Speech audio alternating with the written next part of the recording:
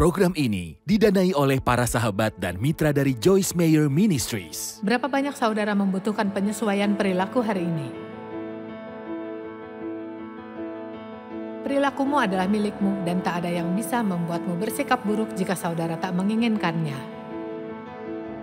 Ayo.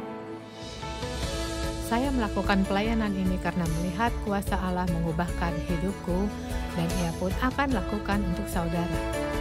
Kunci untuk segalanya ada pada firman Allah.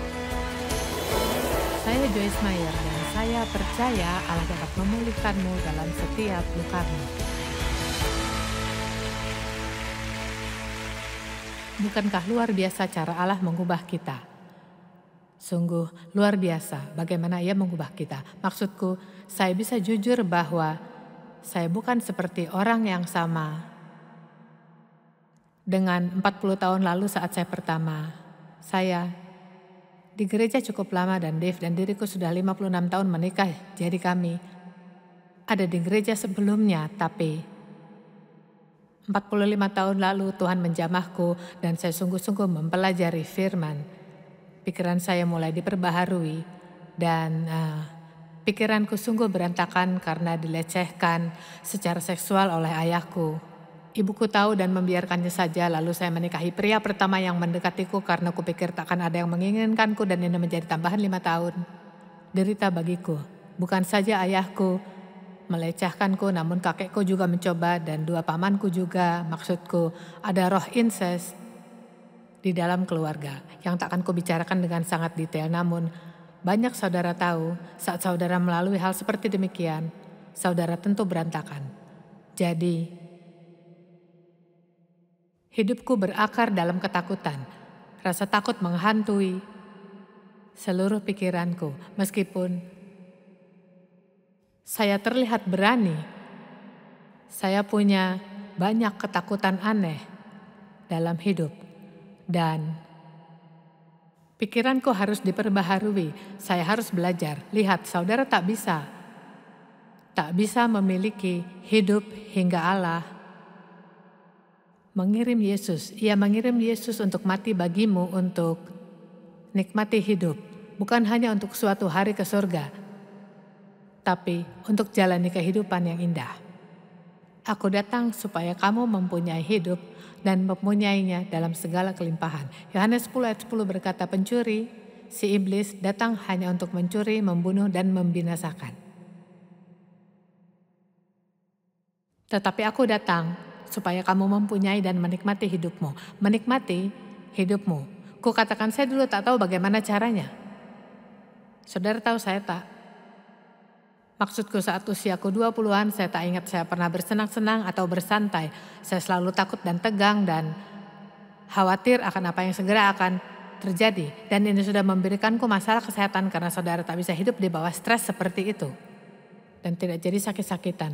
Mungkin saudara tak dilecehkan secara seksual, tapi banyak saudara tumbuh dalam keluarga disfungsional. Ada sedikit saja orang tumbuh dalam keluarga seperti di acara Leave It to Beaver. Saudara tahu di mana ayah dan ibunya hebat dan maksudku ada keluarga bahagia dan saya beritahu saudara tidak tahu betapa besar berkatnya untuk tumbuh besar seperti itu. Tapi kebanyakan kita tumbuh dengan semacam disfungsi dan kita belajar. Iblis mulai membohongi kita dari sejak kita kecil. Dan satu hal yang iblis yakinkan padaku adalah karena saya dilecehkan, saya tak akan bisa menikmati hidupku. Hidupku akan selalu jadi biasa-biasa saja. Jadi yang saudara percayai adalah yang membayangimu. Saudara tahu itu, saudara tak akan bisa melampaui yang saudara percayai. Tak peduli jika Yesus mati bagimu, saudara tak akan bisa lampaui apa yang kau yakini. Itulah sebabnya kita pelajari kitab ini. Saya bahkan tak suka mengatakan baca Alkitab lagi. Kupikir saudara harus mempelajari Alkitab. Saya tidak. Saudara tahu kita cepat membaca sesuatu dan tidak sepenuhnya memahaminya. Tapi saat mempelajarinya, saat mengulang lagi dan lagi dan lagi, takaran, Markus 4 berkata takaran dari pemikiran dan perenungan yang kamu berikan terhadap kebenaran yang kamu dengar akan menentukan seberapa banyak kebajikan dan pengetahuan yang akan kembali kepadamu. Ini bukan karena belajarku dan khotbah satu kaliku yang akan mengubahkan saudara.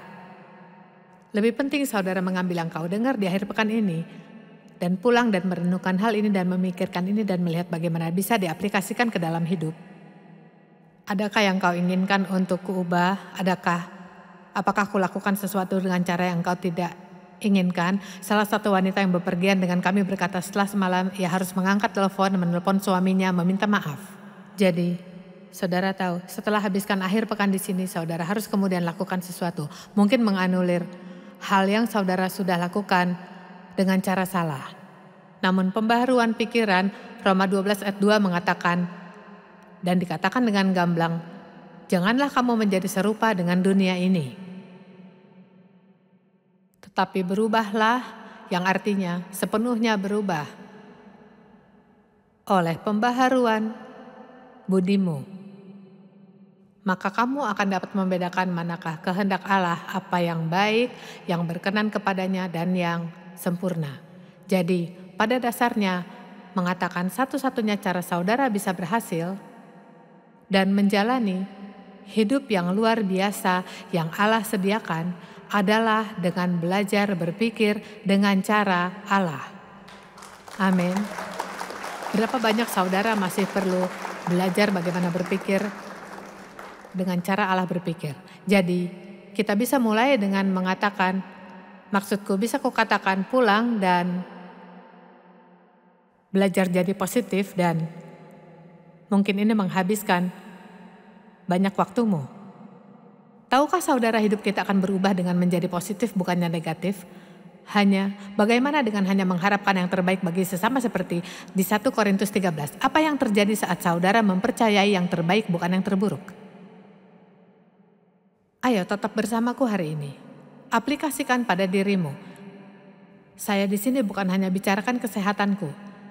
Seperti kataku, usiaku 80 tahun ini. Saudara tahu, saya tak perlu lakukan ini. Kulakukan ini karena mengasihimu dan percaya ada hidup indah bagi kita dalam Kristus.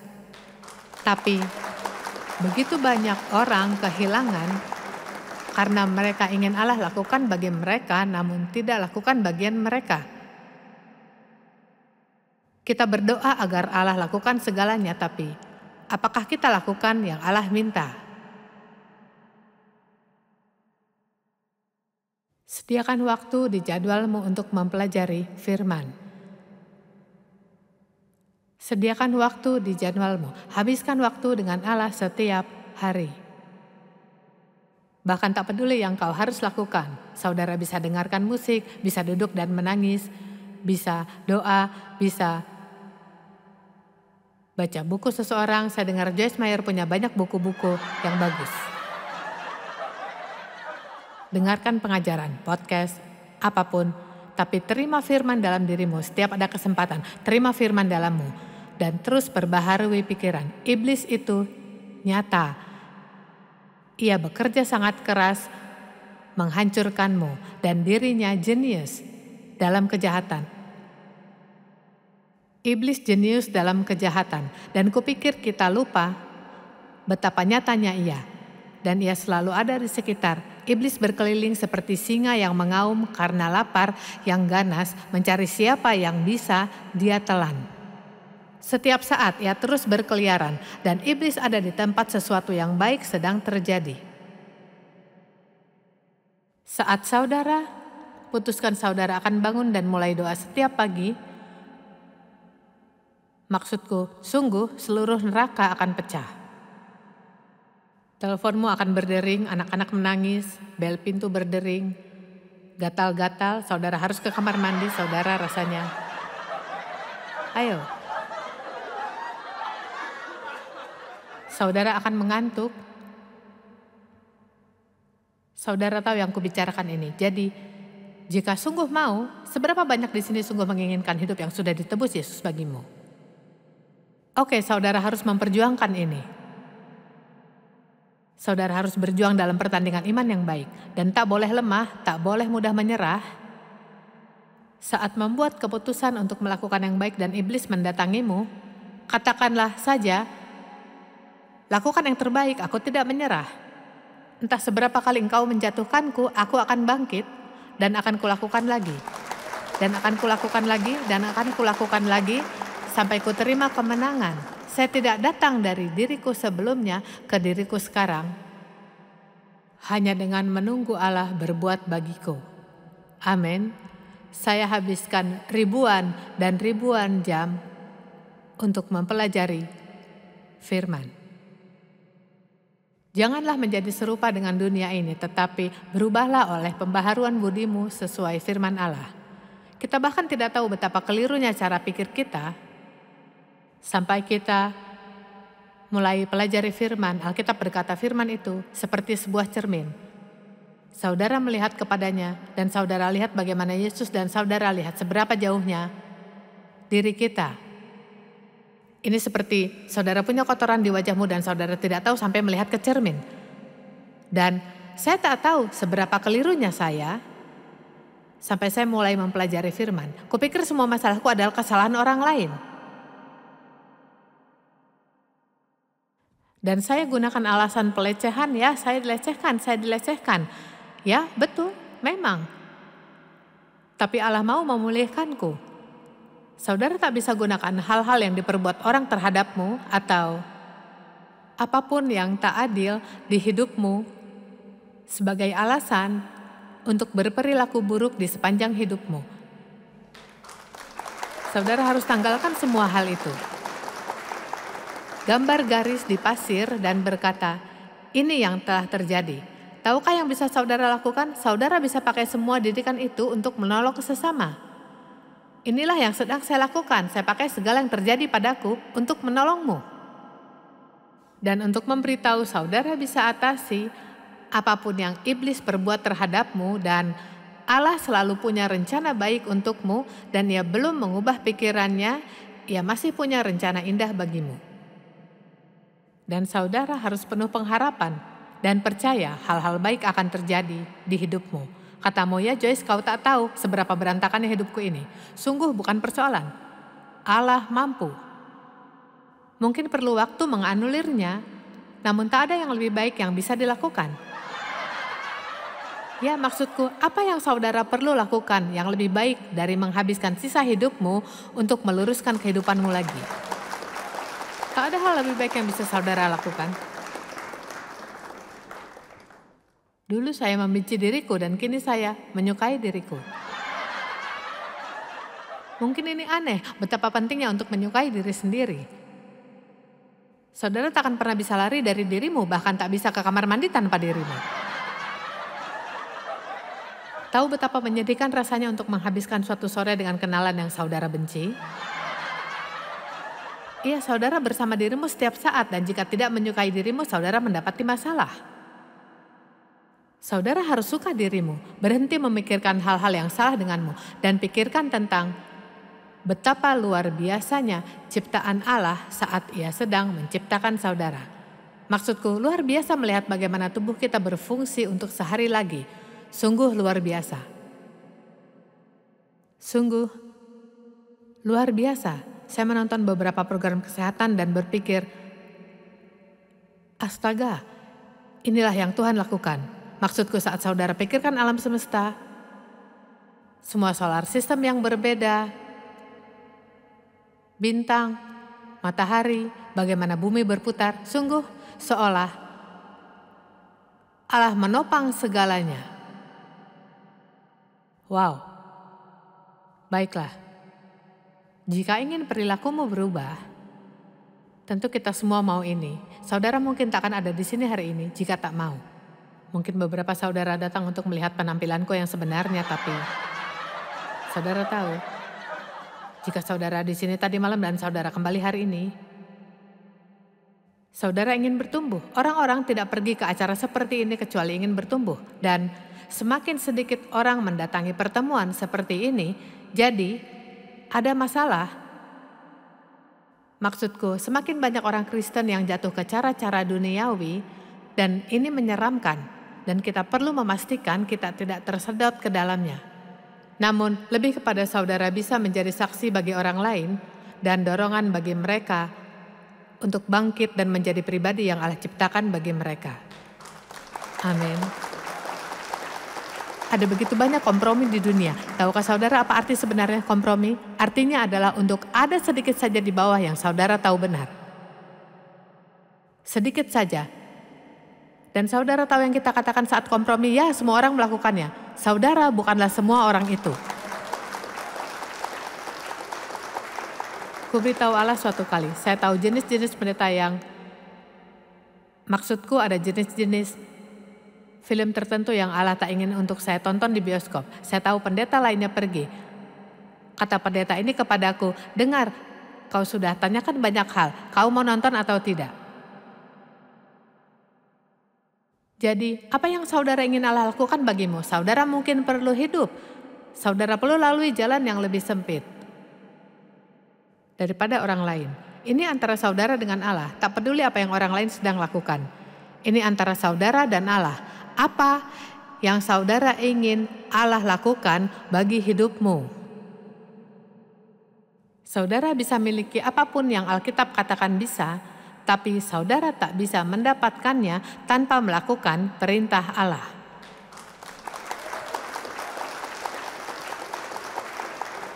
Sulit sekali menjalani kehidupan orang Kristen. Tidak sulit, tapi tidak mungkin. Saudara tak bisa lakukan tanpa Allah.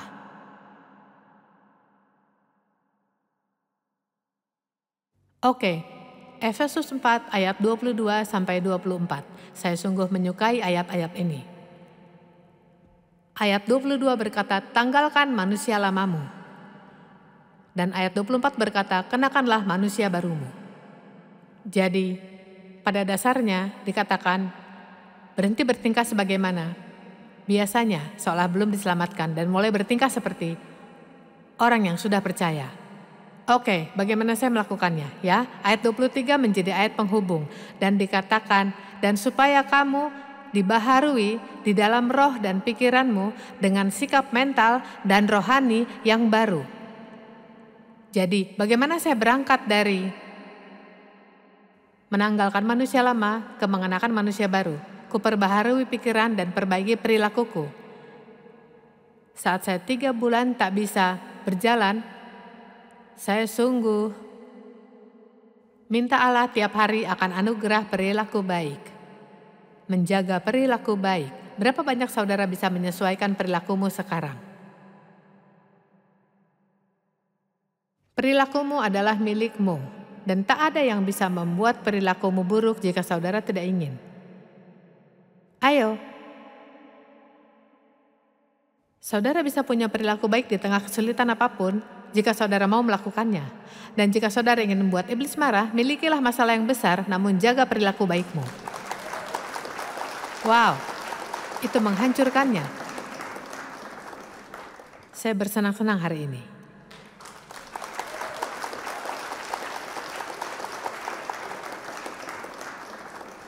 Saya tahu yang Allah lakukan bagi diriku dan saya tahu Ia akan melakukannya bagimu. Berhenti mengeluh dan bersyukurlah. Maksudku, tak ada seorang pun di sini yang tak punya hal yang bisa disyukuri. Saya bersyukur memiliki sebuah rumah, ranjang untuk berbaring, makanan untuk disantap, banyak sahabat yang baik. Amin. Saya bersyukur punya pakaian indah dan saya sungguh bersyukur Allah memanggilku untuk beritakan firman. Saya mencintai panggilan Allah bagiku. Saya sungguh bersyukur atas pengetahuanku. Berapa banyak saudara bersyukur akan pengetahuanmu? Tuhan ampunilah. Kukatakan tadi malam. Maksudku, saat menonton televisi, saya selalu memberitahumu, saya sungguh bersyukur akan pengetahuan karena saya tahu, wah ini tidak benar. Maksudku, saya bisa langsung membuang hal-hal yang salah. Tapi kupikirkan orang-orang yang diedukasi oleh Hollywood dan mereka tidak tahu hal lainnya. Maksudku, semua orang hari ini berpikir tidak mengapa untuk tinggal bersama. Kau tidak perlu untuk menikah dan mereka tidak malu dan memberitahukan saudara, ya kau tahu rasanya seperti langkah berikutnya. Saudara berkencan, lalu tinggal bersama sementara untuk tahu apakah akan berhasil sebelum saudara menikah. Maksudku ini rasanya. Apakah ada yang membaca Alkitab? Dan mungkin ada seseorang di sini yang ada di situasi itu dan saya tak berusaha menghakimimu. Saya hanya mengatakan bahwa ini bukan yang Allah ingin bagi saudara. Dan jika saudara inginkan kehidupan baik, maka lakukanlah dengan cara Allah. Saya dengar tentang satu gereja, satu pendeta. Dia tahu ada banyak pasangan di gerejanya yang tinggal bersama. Dan katanya, saya tahu ada banyak saudara yang tinggal bersama dan beberapa melakukannya karena kau tahu, kau tak punya uang untuk ini, tak punya uang untuk itu. Tapi apa? Kau tahu, entahlah. Dan katanya, saya akan ajarkan selama 5 minggu tentang pernikahan. Lalu kita akan buat pemberkatan nikah massal. Dan gereja akan membayar agar saudara bisa memiliki resepsi pernikahan yang indah. 83 pasangan menikah.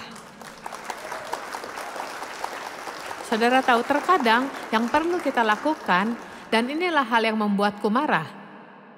Saya tak bisa menepuk-nepuk kepalamu dan berkata, apapun yang kau mau lakukan boleh. Saya harus menjawab Allah, dan sebagai pelayan pemberita Injil, kami harus memberitahumu apa yang salah. Ini bukan berarti kami tak mengasihimu. Tapi jika ini salah menurut firman, maka ini salah. Dan kami ingin membantumu meluruskan ini. Amin. Ayo kita perlu berdiri. Dan saudara tahu, ini bukan artinya saudara tak suka sesamamu. Saya suka sesama. Saya mengasihi sesama, saya suka pendosa, kukasihi semua orang. Tapi saudara tahu, gereja tidak berfungsi sebagaimana seharusnya di Alkitab. Maksudku, di Alkitab mereka tidak berkompromi dengan itu. Mereka mengkonfrontasi di dalam kasih. Maksudku, jika seseorang tidak cukup mempedulikanmu untuk sungguh berkomitmen denganmu, maka saudara tahu, mulailah hargai dirimu.